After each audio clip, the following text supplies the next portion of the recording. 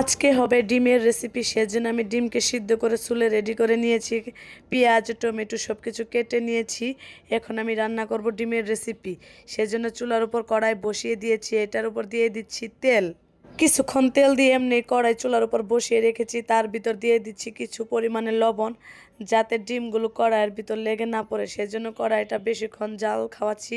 এর ভিতর আমি লেড়েও দিচ্ছি যাতে ডিমের ছাল না উঠে পড়ে। ডিম এই যে দিয়ে দিচ্ছি, একে একে সব ডিমগুলো আমি কড়াইয়ের ভিতর ছেড়ে দিচ্ছি। ছেড়ে দিয়ে সুন্দর করে এটাকে লেড়ে চেড়ে নেব। তারপর এটার ভিতর দিয়ে দেবো এখন হচ্ছে হলুদ। কিছু পরিমাণে হলুদ দিলে আর কি সাদা ভাবটা চলে যাবে, একদম সাদা কেমন লাগে তাই না? সেজন্য হলুদ দিয়ে কালারটা একটু চেঞ্জ হবে। এখন এটাকে আমি একটু লাড়া দেবো। এই যে লাড়া দিয়ে রেডি করে নিয়েছি, লাড়া দিচ্ছি। তারপরও দেখা যাচ্ছে যে ছাল উঠেই যাচ্ছে। যাই হোক, কিছু করার নেই, অনেক টেকনিক খাটালাম, সেটা তার কাজ হলো না। এখন লেডে চেড়ে নিয়ে একটা একটা করে প্লেটে উঠিয়ে নিচ্ছি।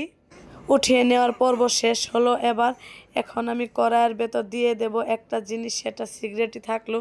এই যে এখন আমি দিয়ে দিচ্ছি একটা নং আর এলাচ, মানে গরম মশলা। এটা দেওয়ার কারণ হচ্ছে যাতে ডিমে থেকে ঘষের একটা ঘ্রাণ আসে। দেওয়ার পরে এখন আমি দিয়ে দিচ্ছি পেঁয়াজ মরিচ দিয়ে সুন্দর করে লেডে চেড়ে নেব। লাড়াচাড়া দিতেই থাকবো। তার কারণ হচ্ছে এটা লাড়াচাড়া দিতে দিতে কিছুক্ষণ জাল হওয়ার পর এটা একটা বাদামি কালার চলে আসবে।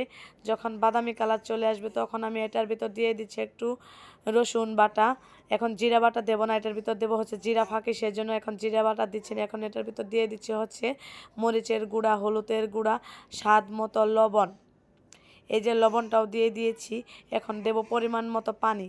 পানিটা দিয়ে এটা এখন সুন্দর করে লেডে চেড়ে নেব আমি। কারণ লাড়াচাড়া না দিলে তার হয় না, নিচ থেকে পোড়া যায়। লাড়াচাড়ারও একটা স্বাদ আছে, সেজন্য আমি সুন্দর করে লাড়াচাড়া দিয়ে দিচ্ছি। এখন আমি এটার ভেতর দিয়ে দিচ্ছি হচ্ছে টমেটো কাটা। টমেটো কাটা দেওয়ার পর এটাকে আমি আবারও লেডে চেড়ে নিচ্ছি। লেডে চেড়ে এটাকে আমি সুন্দর করে একটা কালার নিয়ে আসবো, সেজন্য লাড়াচাড়া দিতেই হবে। তারপরে এটাকে উপর দিয়ে দিচ্ছি ঢাকনা। কিছুক্ষণ জাল হওয়ার পর আমি ঢাকনাটাকে উঠিয়ে নিলাম। উঠিয়ে নেওয়ার পর হচ্ছে এই দেখো কি সুন্দর একটা কালার এসেছে, যা বলার মতো না। টমেটোগুলোকে আমি গলিয়ে নিচ্ছি। এই জায়গাতে তাও খুন্তি দিয়ে আমি গোতাগাতি দিচ্ছি। এখন কাছ থেকে দেখাচ্ছি, দেখো কি সুন্দর একটা কালার এসেছে, মনে হচ্ছে খাই। যাই হোক, আবারও এটাকে আমি লেড়ে চেড়ে দিচ্ছি। বেশি লাড়াচাড়ার কারণ হচ্ছে যাতে তরকারিটা পুড়ে না যায়। এখন এটার ভিতর দিয়ে দিচ্ছি আমি ডিম, যাতে ডিমটা একটু ভালো একটা পর্যায়ে চলে আসে, সেজন্য ডিমটা দিয়ে দিলাম।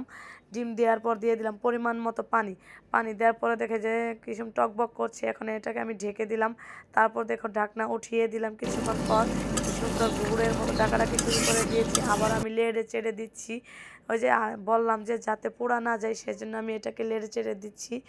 বারবার ঢাকনা দিচ্ছি, উঠাচ্ছি, দিচ্ছি, উঠাচ্ছি, এইভাবে লাড়াচাড়া দিচ্ছি। এই দেখো তরকারি আমার রেডি হয়ে গেছে।